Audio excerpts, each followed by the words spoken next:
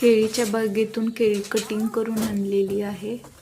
हे अशा प्रकारे छान केळीचे घड कट करून नेतात. ते तयार झालेले अशा प्रकारे दोरीला बांधतात. त्याचं क्लिनिंग करून फुलं वगैरे काढून कट करून ते पाण्यामध्ये बुडवतात, स्वच्छ धुतात आणि धुतल्यानंतर ते दुसऱ्या केमिकलच्या पाण्यामध्ये टाकतात आणि ते 2 मिनटं भिजले की त्यातून काढतात, त्यांचं वजन करतात. केळीची पॅकिंग अशी करणं खूप त्यांना फास्ट जमतं. त्यांच्याकडे ती सिस्टीम असते. ते पटकन इथं ठेवलेले तेवढेच केळं वजनाचे त्या एका बॉक्समध्ये प्लास्टिकमध्ये बंद करून घालतात आणि ते प्लास्टिकमधून व्हॅक्यूम करून ते नंतर रबर लावतात